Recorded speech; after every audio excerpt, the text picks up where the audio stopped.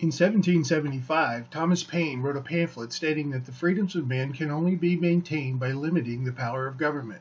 The pamphlet was called Common Sense, and today it still is common sense.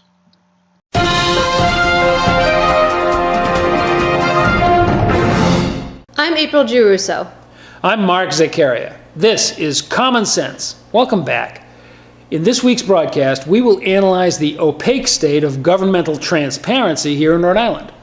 We'll also touch on the adversarial reactions of at least one state agency coming at you from the shadows as it does. You'll also hear about a rare victory for the taxpayers and the unlikely heroine of the piece. Also, State Representative Patricia Morgan will conduct an in-depth interview with Leanne Senniok, RNC member and National Committeewoman from the Ocean State. Together, they'll deliver a power briefing to you, not on the war on women, but on the war on everybody. In between segments, April and I will drop back in to bring a little levity to the proceedings as we ask and then re-ask our favorite question, are you kidding me? As usual, we will wrap things up with words of wisdom from Portsmouth's own sensei, Jeff Richard. This week, Jeff delves into the ancient Asian strategy game, Go, and how it applies to life in 21st century Aquidneck Island. First up, analysis of three of the top news stories impacting the Ocean State this week. April? Mark, it's been a bad time for transparency here in Rhode Island for the last few months. Just last week, Citizens Bank announced that after leaving the Superman building and leasing in Cranston for a while, it was planning to build a permanent headquarters campus in Johnston. That was greeted as good news by state officials, of course. Both the governor and Congressman Langevin turned out to flank the bank's CEO, Bruce Van Saun, as he made the formal announcement. Governor Raimondo was all smiles as she asserted that no state bait money would be part of the deal. It turned out, though, that a 20-year tax stabilization agreement with the city of Johnston would be. No details on the size of that contribution were forthcoming at the Happy Presser. Still, a number of locals started scratching their heads when Mayor Joseph Policina dismissed questions by indicating the details remained to be worked out with the city council. Huh? In other words, the mayor and the bank CEO were painting the Johnston City Council into a corner by singing "Happy Days Are Here Again" before the deal had even come to a vote. What's worse, the mayor was committing his citizens to absorb whatever reduction was financially agreed before any of them had any chance to understand what they were being asked to swallow. So as of airtime, the deal was still not done, and there's a growing chorus of nays coming from Johnston townies. Hey, Mayor Policina is just following the pattern set by state leadership. Truck tolls happened because a handful of bigwigs at the State House wanted them to happen, no matter the wails and moans of the people. Remember that recent so-called report by the Brookings Institution on how Rhode Island's social order should move forward? On the day those study results were announced at another breathless presser, most folks missed the postscript that the statewide planning council had accepted the Brookings findings earlier that day. What? I guess they didn't want to go through the unpleasantness again of the public outcry at legally required public hearings as they had on Roadmap RI 18 months ago. So they just did it without letting any of their taxpayers know. If we had an effective attorney general, you might start seeing orange become the new black in certain upper echelons of Ocean State politics. Since we don't, though, I guess it's all just going to happen whether we agree to it or not. Mark? Thanks, April. Many times, the stories that really impact Rhode Islanders are not those on page 1 above the fold. Behind the scenes, there are always boring but important efforts underway to improve life in the Ocean State. Here's one of them. State Representative Mike Chippendale worked hard in the last session to get a study commission impaneled to look into the State Board of Medical Licensure and Discipline. Now, everybody agrees that standards of medical practice should be established and that some sort of review process needs to be in place to ensure that individual practitioners measure up. In fact, on paper, it looks like the Rhode Island Board is a model for the nation in that it includes both medical professionals and members from outside the profession with the goal of balancing the oversight. In practice, however, this state agency appears to have devolved into an adversarial relationship with those it is charged to review.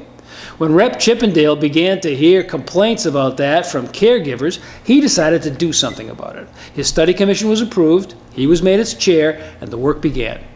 Now that work is coming to a close. What he's discovered is another instance of bureaucracies operating in a vacuum, gradually losing sight of their original assignment. The best regulatory agencies are those that are more concerned with ensuring compliance than they are with punishing those who they feel step out of bounds. Certainly, even the physicians on the State Board of Medical Licensure and Discipline would not second-guess a colleague who was face-to-face with a crisis and made a call that he or she felt was in the best interests of patient care. So it stands to reason that the board's bias should be towards expecting an explanation of how that was the case in any instance under review. Sadly, it seems that caregivers are more often considered guilty until proven innocent. Now that Representative Chippendale has uncovered and documented this problem, let's hope he can get some help from his colleagues on both sides of the aisle to counsel the board and bring them back toward being the productive watchdogs they were always intended to be. April? Thanks, Mark. And you're right. Frequently, the most important stories of the week are actually those that are buried by today's headlines because they started gaining importance slowly, some time ago, and without a lot of notice. I'd like to bring you one of those myself. In the past, Common Sense has offered props to Representative Karen McBeth, the Democrat who chairs the House Oversight Committee. We always try to recognize any of our elected officials when they do the right thing. It just doesn't happen often enough for casual viewers to see the pattern. We first highlighted Representative McBeth near the close of the last session when she was elevated to the chair of her committee. At that time, she publicly announced her intention to finally begin an investigation of the 38 Studios mess and the House's role in it. While Speaker Mattiello smiled benignly at her intentions in public, in private, he denied her the one tool she would need to effectively conduct a real investigation. He slow-walked her on the subject of subpoena power, apparently hoping she would just quiet down and the problem would go away. Last July, Common Sense applauded Ms. McBeth for what she did do. She did not take the bait and howl at the moon for the media, claiming unfair treatment. In fact, she did quiet down, but that was because she called somebody who did have subpoena power, the Federal Securities and Exchange Commission. It seems she got the SEC investigators interested enough to look into the matter.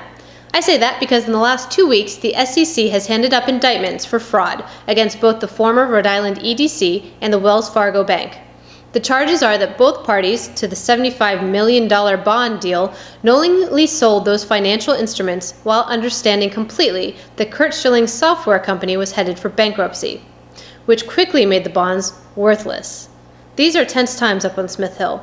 Rumor has it that many friends of Speaker Gordon Fox, who still work there, are wondering why all their cards and letters to him in federal prison are being returned with the notation, addressee unknown.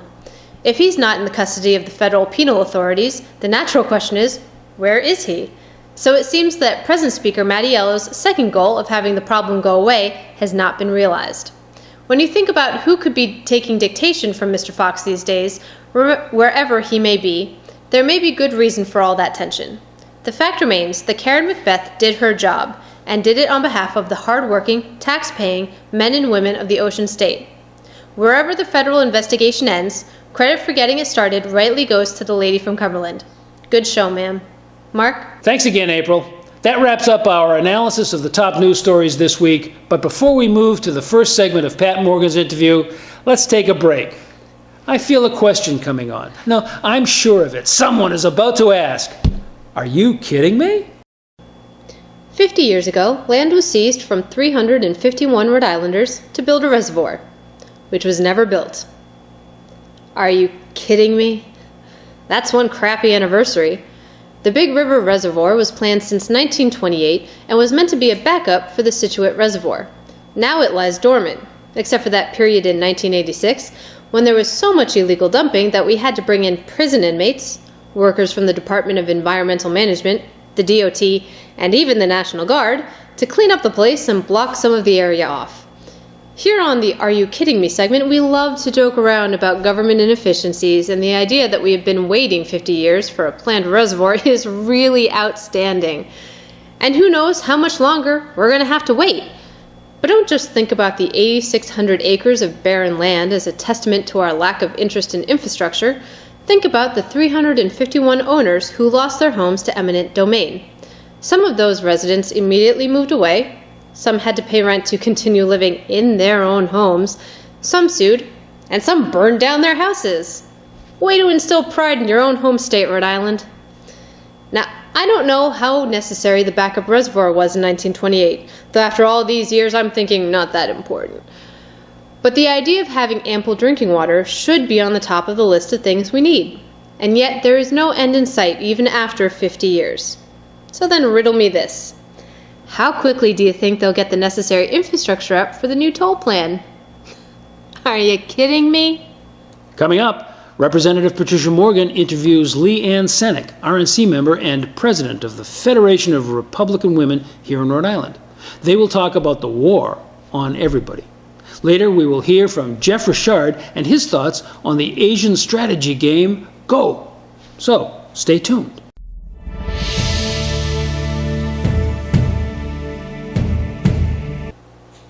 Welcome to Common Sense Rhode Island. This is a program where we try to make sense out of the policies that affect your lives and come up with common sense solutions. I'm Representative Patricia Morgan, and we have with us today Leanne Senniok, who is the president of the Rhode Island Federation of Republican Women and also our national committeewoman for the state Republican Party. Welcome. Thank you, Patricia. Today we're going to talk about policies that affect women from a woman's point of view, because I understand there is a war on women. I think you've been misinformed about the war on women. I don't believe there is a war on women that exists, certainly not in the Republican Party. There are policies that have been set forth that create a dependency upon the government that constitute a war on women, a war on families, a war on everyone. And those are the things that I think we need to talk about, the economic factors that underlie those policies that have contributed to the disintegration of the family unit, and as well as the issues that face women as far as being the hunter-gatherers, the providers for their families. We're the ones that tend to go to the grocery store to do the planning for our families and to care for our children. So we've seen those things have changed dramatically under the policies put forth by the Democrats in our state. I think nothing affects women more than the financial or the economic viability or vitality of a state, right? Whether we're teenagers trying to get that first job or go to college or we get married and have a family, it is the financial security or the vitality of a state which makes us be able to thrive and our families thrive. Yes, and you see women have taken an increased role in that support role for their family as well, because traditionally women were stay-at-home moms and the men went out and worked and provided for their families and took care of the finances. But I think one of the good things that has come with women being more equal in the workplace, and they've also taken over those burdens. So they do the accounting for their family, the bookkeeping, keeping the checking account, things like that. Well, women are the shoppers. Yes. There's no doubt about it. Absolutely. When I go grocery shopping, I do see men in there. But overwhelmingly, I think it's women doing the family shopping. And that's something that has affected most families greatly, because the increased cost of groceries. We've seen the cost of hamburger alone has increased so much that trying to just keep your family well fed and to provide nutritional meals for your family has been certainly an increased cost. And that's directly affected by the things that we've put in place in Rhode Island, and particularly things that are going to increase it is the new toll plan that's being put in place. Well, we are increasing the cost of living here in Rhode Island. I think it's one of the things that I hear the most from people is just how expensive it is to live in Rhode Island. So when you go to the grocery store to pick up that $4.69 a pound ground beef, you have to say, well, how can I stretch this protein for my family, right? And it is things like the toll. That was a $45 million indirect tax on all of us. It's going to be in our food. It's going to be in that. And all of the increased taxes, the high business taxes, the corporate taxes, all of those things are passed down to the consumer. Whether we realize it or not, we're seeing it when we go to the grocery store, when we go to the store to buy clothing for our families. All of those things, those costs are all increased because of the taxes that we're paying in the state. Those are passed down to us, whether we realize it or not. Sure. Every business tax, whatever it is, there's inventory taxes that are sometimes double what the residential rate is. Yes. This tolling tax, the tax on electricity is incredibly expensive. I mean, we pay it in our Yes. homes. Stores are open from, dawn until nighttime. Yes. So they've got a whole lot more electricity. So all of those things add to the cost of everything that we buy. Yes. And also when we look at the new technological advances that we have in our society, cell phones, everybody has a cell phone now. There are an incredible amount of taxes on those cell phones that make it relatively very expensive for families to maintain that communication that's so vital to them. That if we looked at what we're actually paying for our cell phone usage, it's probably about half of our bill. The other half is surcharges, fees, and taxes implemented by the government. and the funny thing, every time we're debating some new fee or tax or the toll proposal, the Democrats on the floor will say, "Oh, it's only $1. Right. Oh, it's only 25 cents. Oh, it's only 50 cents. Oh, it's only $3."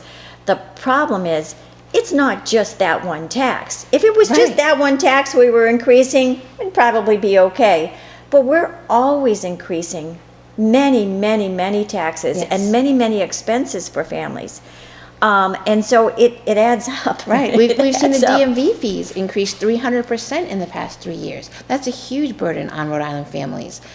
All of those things combined are cable and utility bills. The cable bills alone, again, with the taxes increased on those, it is a 40% surcharge on what we're paying to be able to stay informed and stay entertained in our homes. So it's things like that it really affect all of our families. And I think it's not just women that are seeing this, but it's women that are maybe need to be the ones to kind of bring that up to the forefront, because we're the ones that are seeing it and how it's affecting our families. So it's something we need to be able to relay to our representatives in the government and know that they're hearing our voices.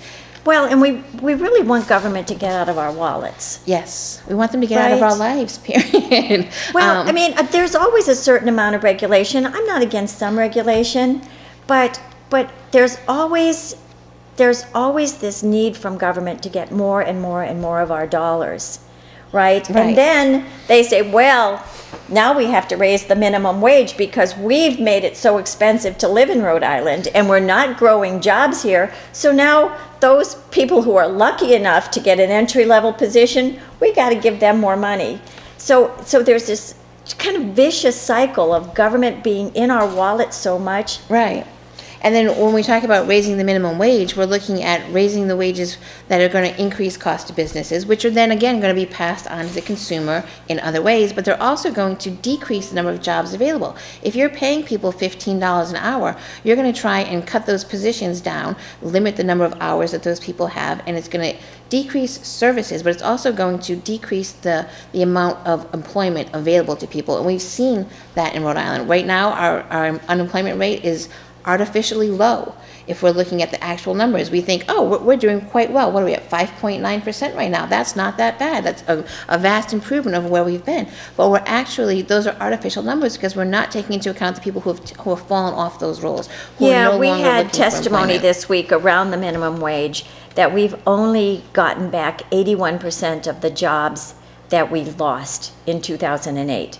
So whereas Massachusetts has regained all of their jobs and gone beyond increased. it, we still haven't gotten back the number of jobs that we had at the beginning. And I can tell you from talking to my constituents, people in the state, many of them did lose their jobs. They've gotten another job after a long period of unemployment, but it's not paying the same amount. Right. And this is something that affects women, Yes. affects our family. The average family income is down 12% since 2008.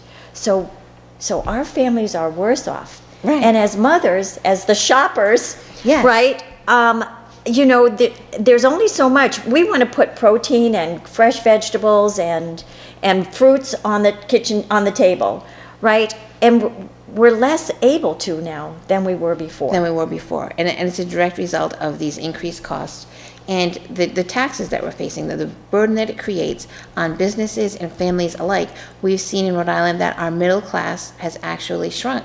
While the income in our middle class has gone down, the income for the wealthiest individuals in our state has increased. And that is actually in direct opposition to what the Democrats have proposed with their policies. They put forth the idea that we are supposed to be creating an equal society for everyone, but actually under their policies, the rich have gotten richer and the middle class has shrunk.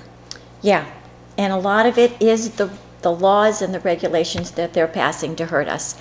So we're going to talk a little bit more about that, and we're going to take a break right now. Right?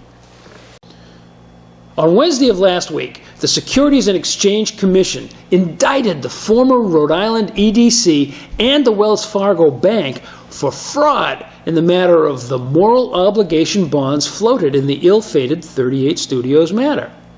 That Friday, after 4 p.m., when no one was available for comment and even the local TV news was focused on the weekend, the governor, speaker, Senate president, and general treasurer issued a rare joint statement lecturing Rhode Islanders on how important it will be to keep paying off the tens of millions still left to make all that worthless paper whole.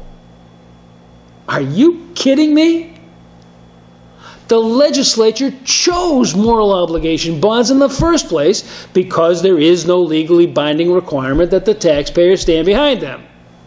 Okay. The real reason was probably because they could issue that flavor of bond without first getting voter approval. Nonetheless, the bonds were insured against default by an outside agency specifically because the taxpayers had no legal obligation to make them right. And by the way, all this was clearly stated in the prospectus investors received before buying this paper. That's why many have argued we're stupid to even have begun paying them off from the state's treasury. Now, this array of state elected officials is delivering a sermon on the fact that even if it proves these financial instruments were a fraudulent scam from the get-go, we should still pony up. If we don't, they claim our creditworthiness will be in question.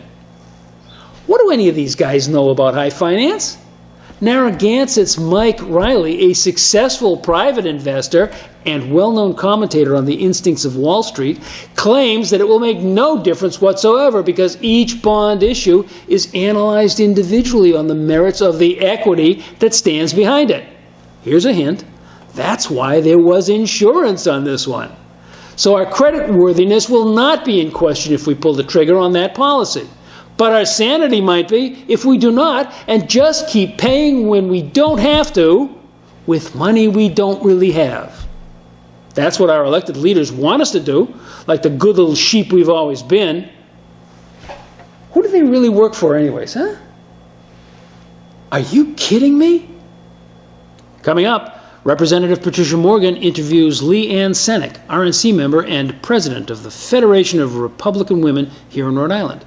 They will talk about the war on everybody. Later, we will hear from Jeff Richard and his thoughts on the Asian strategy game, Go. So, stay tuned. Welcome back. I'm Representative Patricia Morgan, and we have with us today Leanne Senniok, who is the president of the Rhode Island Federation of Republican Women and also a National Committeewoman.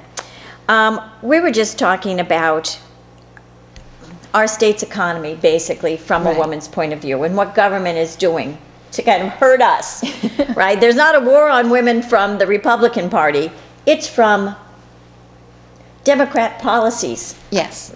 All right, in our state. And we were talking about minimum wage. The governor has proposed one more time to increase the minimum wage. It will be the 5th time in a row, and this time it's a 5% increase. And one of the things that occurred to me when I did the calculations that this is a 5% increase is I don't know anybody who's working in private industry out there who got a 5% raise in the last year. I mean, they're lucky now with our stagnant economy that if they're getting any raise at all, or maybe a 2% raise. Right. Even Social Security recipients got nothing. Got nothing. It's true. And I think when we look at raising the minimum wage, it's kind of creating a false impression on people that they're doing better. By raising the minimum wage, we are raising the price of businesses to do business. But and do we're you not think, looking at... Do you think a family should be surviving at minimum wage? No, minimum wage jobs are technically, traditionally, entry-level positions. Those are the teenagers entering the job market. Those are mothers who've had children maybe returning back to work. Those are people who are just starting out looking for jobs where they're going to learn a trade, a skill. So that's why they're considered minimum wage jobs, because you're starting there and you're learning things. So everyone is supposed to be going from that position and being able to move up. That is the whole idea behind America, that we have that upward mobility, that we can increase our valuability and increase our own take-home pay. But what we're seeing here in Rhode Island, particularly due to a failure in leadership, is that those jobs no longer exist. That ability to move up has gone away. Sure.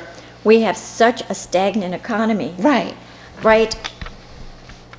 You and I started out, we were young once. Yes, right? once, many years ago. I got actually $1 an hour in my first job, but it was a starting job. And Yes. nobody expected me to raise my family on that $1 an hour. Exactly. Right? Right. But it was the beginning. And you're right. You learn skills. You learn how to get along with people, how to interact with the public. You learn things. And then you get a raise because you're better, or you get a promotion, or you move. You move to somewhere where and you go can take somewhere those else. skills where they're more valued. Yes, absolutely. The problem with Rhode Island is, There's we nowhere just to mentioned, go. we've only gotten 81% of the jobs that we lost in 2008 back. Right. There's no place to go. There is not a vibrant jobs economy here. And that is a lot because of the things state government has done. It is. And one of the other effects of that is that we see our best and our brightest moving out of the state. And as a mom, I know how that has affected me. My child went to school in another state and stayed there, didn't come back to Rhode Island because there weren't opportunities here for her that existed in other states. So that's something that affects all of us as families and as citizens of Rhode Island, is the fact that we're actually creating an environment that sends our best and brightest somewhere else, where they can do better for themselves, where they can start to raise their own families, where they can start to become responsible adults.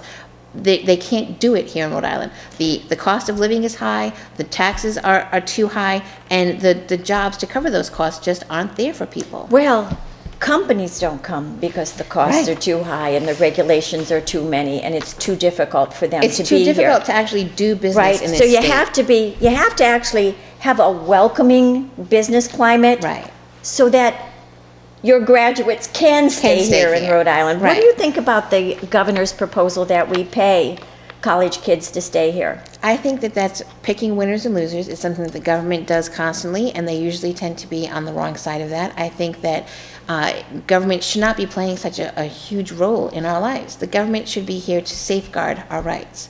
They shouldn't be here to decide who gets to go to college for free, who gets to get some advantage over someone else. That's not the role of government. We shouldn't be supporting that. And I think that if the economic conditions were created in our state by decreasing the size and scope of our government, by limiting those bureaucracies that are in place, by limiting the amount of capital that we're expending on government positions, then those things would be the catalyst to revitalizing our economy, and then we wouldn't have to pay people to stay here in our state. They would want to be here. You know what? If all these college kids and high school graduates, quite frankly, who have to leave, they'd stay here if they had a good job. Right? You don't have to pay if there's a good job there, they stay without the government paying for their college They would degrees. stay here if there's a good job, and if also there is a friendly tax environment. When we look at kids getting out of school, what is the first thing they're going to need when they want to get a new job? They're going to need a new car. They're going to need a reliable vehicle. They have the opportunity to purchase that with their new income from their job, but the burden that we put on them is not just that car payment every month and the insurance payment every month, but also the car taxes that we pay in the state, which are exorbitantly high depending on which city you choose to reside in. I mean, you could be adding $200 a month into your budget to pay for property taxes on a vehicle. At one point, and the Republicans really supported it, we were eliminating the car tax. Yes. And now it is back with a vengeance. It's back with a vengeance, and it's actually the burden for the cities and towns has been increased because there's no state aid to the cities and towns. So some of the cities and towns that have better fiscal management were able to absorb that increase, and other ones pass it back on to their citizens. And it's just. But a lot of that expense in municipal government comes from laws that we pass in the State House. Yes. Right? And they call them mandates. They're not just And they're school unfunded mandates. They're mandates, mandates everywhere that really make it impossible for municipalities to manage their workforce, to manage their spending very well. Yes. Because we pass the laws up there and make the municipalities follow them. Yes, there are some towns that have more industry in them, but if we'd get off of their back at the state level, if we'd stop passing these mandates, then towns would have that flexibility to move Yes. around. Because property taxes, they hurt us in our homes. Yes. They hurt our graduates who are trying to buy the car. Right. But they also hurt businesses. And Right. one more time, every time you hurt businesses, yes, Republicans are business-friendly, a business-friendly party. I don't make any excuses for that. Businesses are the ones that should be providing jobs. It shouldn't be government. Businesses should be driving the economy. The idea of capitalism, those are the things that work. The idea of the government then taking that responsibility is what we've seen over and over again. Look at 38 Studios. That was a government program that actually guaranteed money to a business, again, picking winners and losers, and the idea that we're actually taking money out of our economy, taking money from consumers' pockets through taxes, through forced taxation, taking that money and then funneling it through government bureaucracies. How can we think that that money is not better spent by those people who've earned that money?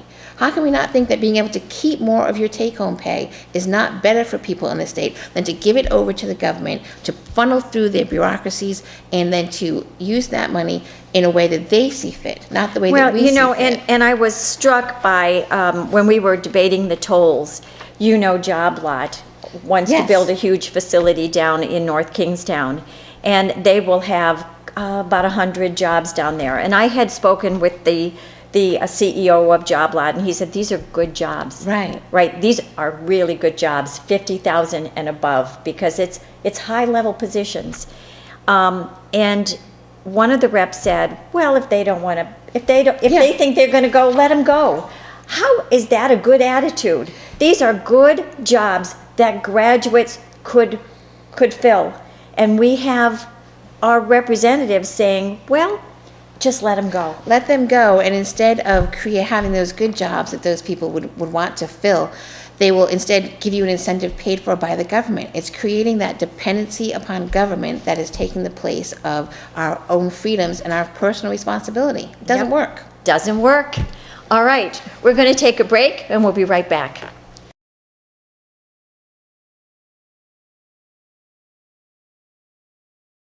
Some of the members of the Rhode Island House of Representatives think that using solar and wind-generated electricity is so important to our planet's green future that they pay no attention to the crushing cost its use will place on consumers just to see it get started. Are you kidding me? That seems to be the objective of House Bill 7413. Its sponsors, Reps. Ruggiero, Jacquard, Craven, Carson, and O'Grady, think that forcing unproven generating technologies into the mix is so important that it's okay to burden ratepayers to get it done.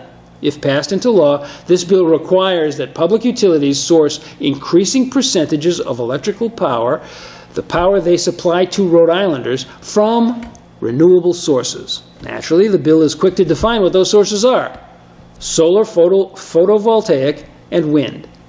End of story. Curiously, the bill ignores hydroelectric power as a renewable source. That might be because National Grid today sources more than 90% of its juice from Hydro-Quebec, so they'd already have the required minimums made in the shade like forever. This masterwork of legislative genius is actually an extension of a 2004 act which first tried to promote renewable energy. It clearly is a special deal for the likes of solar panel salespeople and deep-water wind.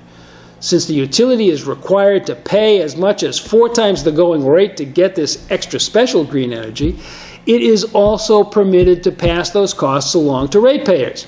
In case anyone hasn't noticed, we've been in the grips of a recession for almost 10 years now. Rhode Island's labor participation rate is the lowest it's been since the Vietnam War, when a large segment of the working-age population was away in uniform. It is unconscionable that the General Assembly should artificially raise rates on an already overburdened electorate when we're already doing a pretty darn good job under any traditional definition of renewable energy, and we're doing so at very favorable market rates? Are you kidding me? Welcome back. I'm Representative Patricia Morgan, and we have as our guest today Leanne Senniok, who is the president of the Rhode Island Federation of Republican Women and is also the Republican National Committeewoman. Yes. We were just talking about some of the attitudes that were displayed during the toll debate. That, well, if the companies don't want to, don't want to spend $10 million to stay here in Rhode Island, let them go. And that was $10 million that could have been avoided. Yes. I have to say that. I'm sorry. And that attitude, just the not listening to the voice of the people, the will of the people who spoke so clearly against this, that this was not what they wanted. And the idea that we can just let businesses go and put this burden on businesses. This was a failure of government to actually maintain our bridges and roads in the first place with the money that was allotted to them. So that failure in leadership then led to this crisis, and now we've put that burden onto businesses. So any business looking to come into Rhode Island, if they saw any of that and the way that that was pushed through, they would literally run in the other direction to any other state but here. Right. It really is about creating a welcoming attitude towards businesses. We really want a state which has so many jobs that everybody can get one and can rise with the jobs. Right. One of the things I noticed, you talk about companies saying we're going to run the other way and not come here. The Truckers Association was going to have a big nationwide conference in Newport. Yes. They estimated they were going to spend at least $250,000 for a weekend in Rhode Island. I think Newport would have liked to see that money. Yes, that would have helped their economy greatly. Waiters, waitresses, people in jobs there in hospitality, that would have promoted that. And all those people that would have come in for that convention would then be able to see the great resources and the wonderful things that we have here in our state, and to take that back and think like, gee, this is a great place to come for family these types vacation. Of things. Or family vacation. But I was my family struck here. by the governor kind of not caring. Right. And not caring that, by her own count, 2,500 permanent jobs will be lost by the toll plan. Right. Right? And again, seems it not goes to care. back to- We're losing jobs all over the place. Job Lot may not build their facility. They want to, but they're going, well, let me think about it now. Other companies are seeing this and saying, well, maybe we'll look in Massachusetts. Right. Maybe we'll look in the Carolinas. And there's this unwillingness of the Democrats to say, maybe we should look at our policies and do something different. Right. Because we need jobs. We need jobs, and again, it goes back to picking winners and losers. They're saying that it's okay for these people to leave and to lose these jobs, but we're going to, in the same breath, offer incentives to other companies to come in. We're going to give them tax breaks. We're going to give them tax credits. We're going to do things that the government can only do. Instead of making an equal and fair playing field for everyone, we're going to decide, okay, well, some people will be able to do this, and then the other people that don't want to play within our rules, they can leave the state. That's right. Okay. That's right. That's absurd. You know, that whole idea of, instead of fixing the foundational pieces of our economy so that they're more welcoming, now we're going to take taxpayer money to give to our friends, the ones we think are better to have here. Instead of just saying, all right, here's Rhode Island, we're a great place to do business, come. No, we're going to say, well, we like you better than you, so we'll give you money. Or we know you. And that's the biggest problem that we have here, is that, who you know here actually leads to what is available to you for resources in this state. It's not where we need to be as a state. It's not encouraging. It's not opening and welcoming to businesses, to families, to people who'd want to come and move into this state. It's not the atmosphere or the environment that we want to create. And the fact that we're relying on our government to create that atmosphere and that environment is wrong in the first place. We need them to rethink their whole philosophy. That it's not the idea that, well, for some people we can offer an incentive. It should be that fair baseline, the lower taxes, lower regulations, make it easier for everyone to do business and to actually live in the state. Right. It's that idea that they talk about equality and fairness and paying your fair share, and yet they're the ones creating the inequality across the board. Yeah, you had mentioned a little bit ago that they weren't listening to us, right? that state house was not listening to us during the toll debate. And it just wasn't about the tolls going on businesses. I think the people got it. It's a tax on us. It's a tax on us. Right? And again, for the shoppers, that $45 million is going to show up in the things we buy. It is. And not just that $45 million that is what they're borrowing, but the interest, the debt services. That's another thing that we haven't talked about, is how our government operates on the idea that it's okay to keep borrowing money and to paying interest and debt, and who we're paying it to. Oh, that's a whole nother program, because the governor has proposed, $258 million worth of bonds, in addition to the $45 million that she put on with tolls. But just that $250 million will raise our debt service to 7% of the usable revenue from state by the year 2021 without an additional bond being put out. 7%. That's a lot. That's a failure right? of leadership. Again, and that means that's not they're going to come looking at your wallet, That's right? Yes. Because they're going to want to borrow more and more and more in the coming years. And every time they borrow more, they're looking for somebody to pay the tab. So it's just this vicious circle that the government has created. As the people who run the households, we know that you can only have so much debt. We were talking earlier a little bit about minimum wage and the fact that it's going to go up for the fifth time by 5%. Do we expect any family to live at minimum wage? No, those are entry-level positions, as we discussed, and I think that the idea that people would rely on that is another faulty government premises, and it's what they use kind of to sell the idea that we should be raising minimum wage. And instead of looking at minimum wage, looking at take-home pay for everyone, looking at how that affects people, the taxes they're taking out. If they were able to keep more of their own money, how that would revitalize our economy. That money would all be put back into the economy. And I think that we're also driving not just teenagers, working moms, people trying to get those part-time entry-level positions, but people who are maybe retired and want to earn a little extra income. Those jobs aren't there for them anymore either. So we're also driving our seniors out of the state. And that also leads to the deterioration of our families, because as our seniors leave, it decreases our availability for childcare, for daycare.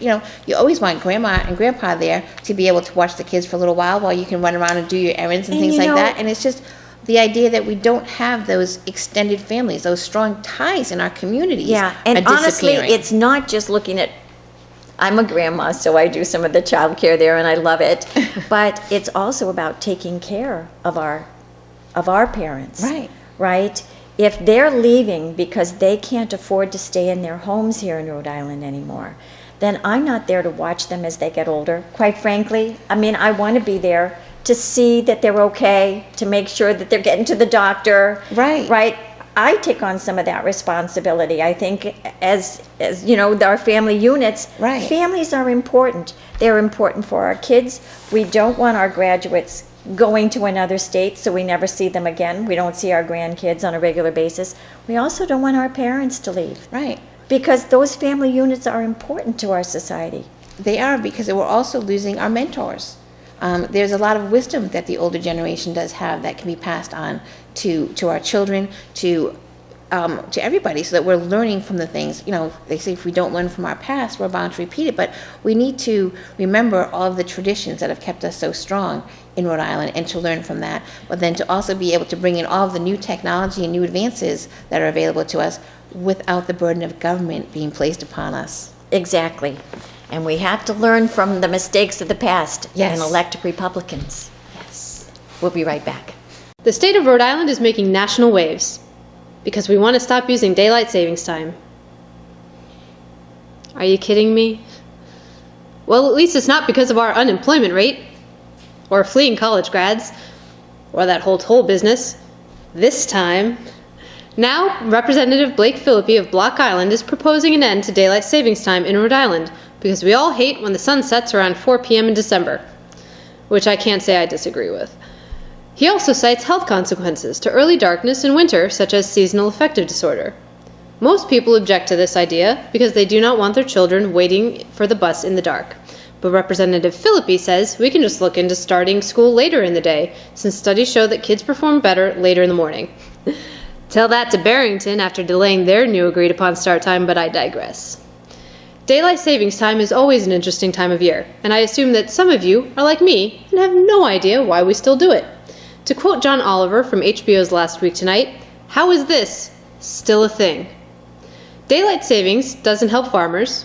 It doesn't save on energy quite as much as I'm sure we would all hope, and according to some studies, is most beneficial to the retail industry. According to a lecturer at Tufts University, Michael Downing, Americans really do leave their homes when there is more sunlight at the end of the day and spend money. Now, of course, there's the Uniform Time Act, passed in 1966, that is meant to have the whole nation observe a uniform time, but there are already exceptions. Arizona and Hawaii are the most notable exceptions. So why not Rhode Island? We meet the criteria. We fit the bill. I'm going to be completely honest with you. I'm a millennial without children, so I don't have a strong opinion on school buses, and I don't own a single watch that needs to be winded. So whether or not we drop the daylight savings time isn't as big of a concern for me, like our unemployment rate, or our fleeing college grads, or that whole toll business. So when it comes to daylight savings time, I ask again, how is this still a thing? Wait, wrong program. I'm not John Oliver. I mean, are you kidding me? Welcome back. I'm Representative Patricia Morgan, and today we have with us as our guest Leanne Senniok, who is the president of the Rhode Island Federation of Republican Women, as well as the Republican National Committeewoman. Leanne, we were talking about families and kind of how what we're doing in Rhode Island is preventing us from having really close families, something that's hurtful to us, right? Yes. Our kids are leaving, our parents are leaving for better places. And that whole family unit, which I think is a building block, is one of the strongest things that we have in America, is kind of fading here in Rhode Island. Yes, it is. Those ties that we have in our community are lessening because of that, because we're seeing our family size shrunk and those values are leaving, and we don't have those ties with our communities, and it makes it harder for people to actually get involved in their community, which is something that will help all the way through, even with the education of our children. That Right. parents should be involved in those And things as unfortunately, well. part of that is that as I look at my family, I worry, and the families of my constituents, is that their lives, the lives of their children, are not going to be better. Right? Than the generation Every before that. generation has Yes. always said, I want my children to have a better life than I Yes. do. And we've I don't succeeded see in that in this country up to this point. This is the Right. first point in the history of our country where we're now looking at the next generation not surpassing the generation before it. Yeah, and that's really troubling to us as is. women. Yes. For me, it's very troubling. And one of the things, I think one of the primary building blocks of our economy, of our state, whatever you want to say, is education. I was really appalled by the testing scores that came out, the PARCC scores this summer. There are communities where 80 and 90% of the students aren't on grade level. Right. And we know that if they're not on a grade level, if they're not at a reading level by grade 3, they're going to be behind for the rest of their lives.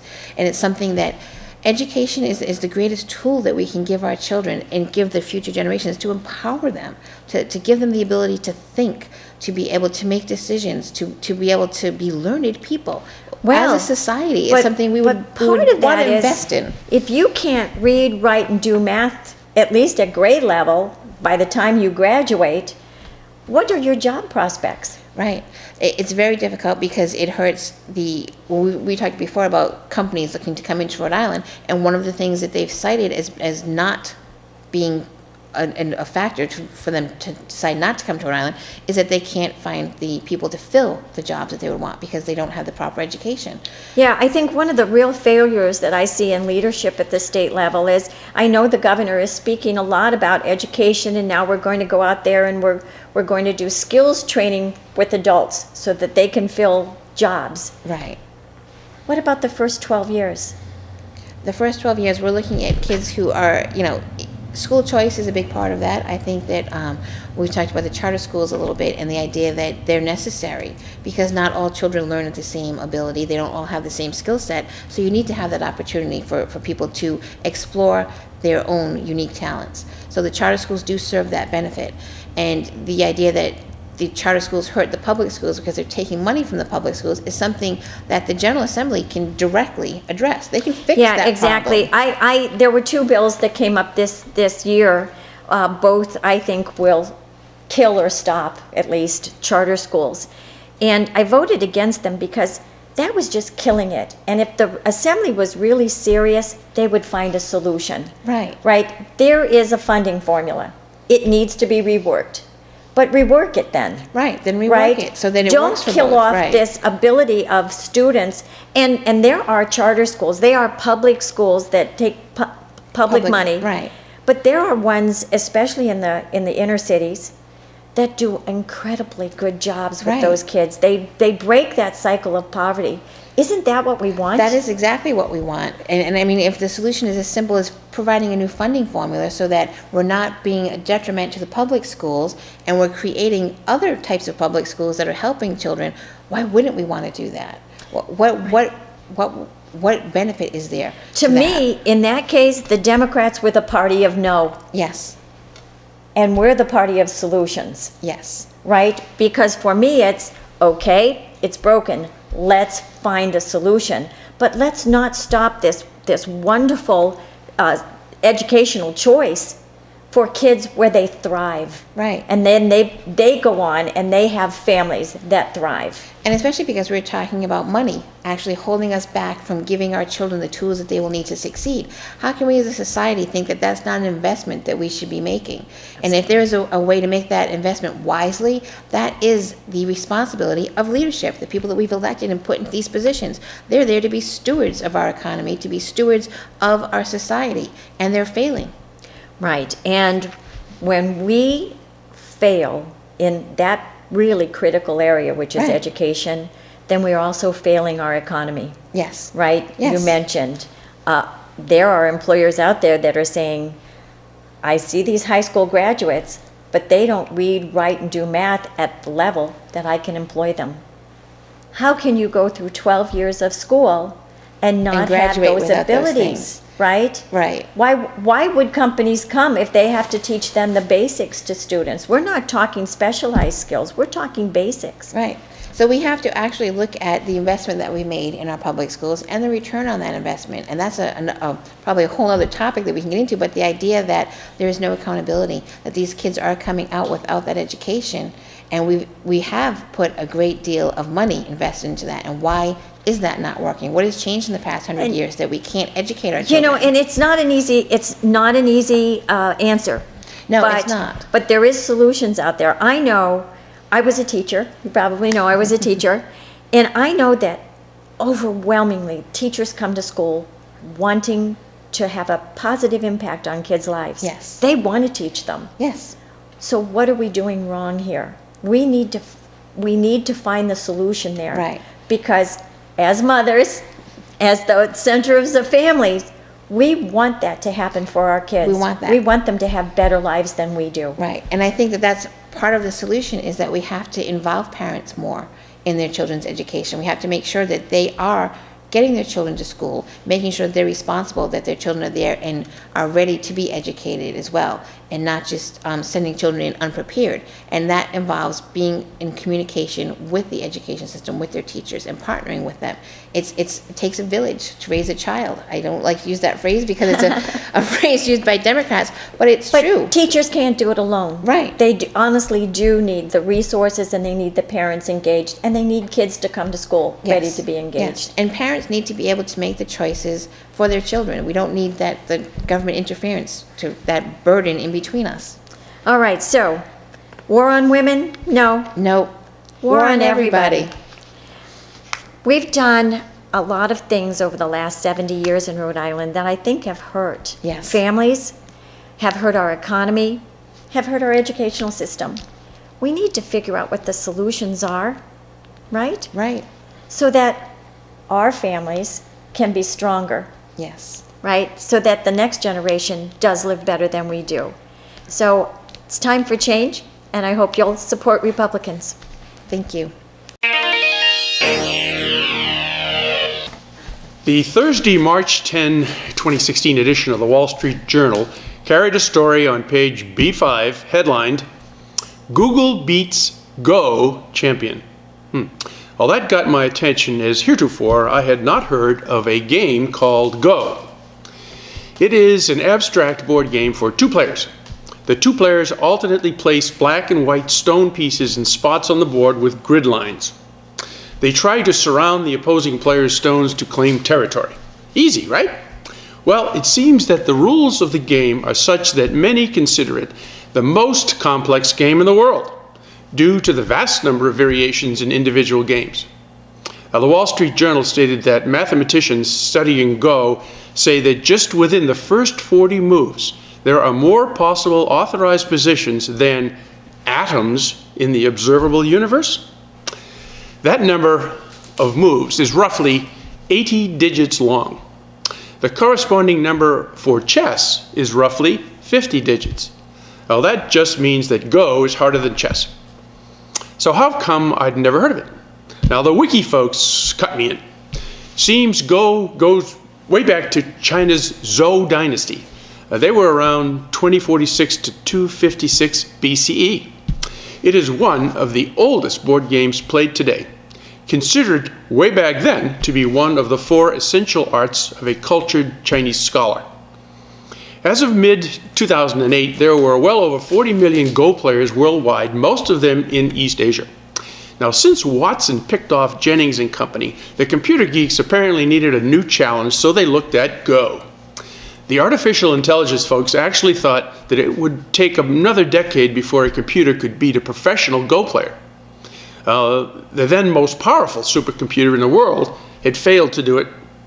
So now we have the Google folks building AlphaGo and taking on the world's best. In this case, a 33-year-old Korean with 18 world titles he had earned since turning pro in 1995. Do the math, 21 years old then. But that's not that impressive, knowing that the current champ is an 18-year-old Chinese player by the name of Qi Ji. Now I spell K-E-J-I-E. Who has not lost to Lee Sedol in any of their matches. But the Googlers went for the older, more experienced player to take on their computer. And so, despite the predictions of the computer programmers and the assurance from Lee that he could not be beat, he was. It is a 5-game tourney, so it is down 1. I think he should be worried, as AlphaGo took on the European champ in October and beat him 5-0. The Go world was stunned, says the journal. Now we breathlessly await the next 4 games. Now I wonder if I can find the matches on YouTube. Better yet, I should go to Amazon and buy the game. Doubt if it's very expensive, just a board with lines and a bunch of stones. But do I need another game? I looked in our game cupboard and found all of our old and new games, numbering in the double digits. At one point, every garage sale and auction we attended, I walked away with every Monopoly game I could get my hands on. So I have some of the older stuff. Now, here's one of the dice that's wooden. So are all of the hotels and houses all wooden? Some of the hotels are actually grand hotels. You can never have enough Monopoly games. My entire family, including all the newest members, love Monopoly. I wondered where Monopoly stood on the all-time greatest game list. Looked it up, www.beaumontenterprise.com. They listed all the top games. I own 13 of the top 20 games. Number 1, yes, you guessed it, chess. How about number 2? Checkers. Finally, Monopoly at number 3. And so it went until the number 12 was, you guessed it, Go. But that list was compiled for 2013. What about all time? Chess kept its position and Monopoly moved up to number 2. Go made it to the list at number 24. Still curious, I wondered what kind of games the industry is creating today. Went to popularmechanics.com website and to get smart. They told me about the 35 best new board games. I don't have a single one of the new games. Seems the number of new games has exploded in the last several years as designers dream up space adventures, deck-building sagas, and zombie survival games. These to go along with your zombie coloring book. I think I will ask the folks at the next cocktail party I attend if they have played Myth, The Gallerist, or Sheriff of Nottingham, or anything new. Thank you for watching, and God bless.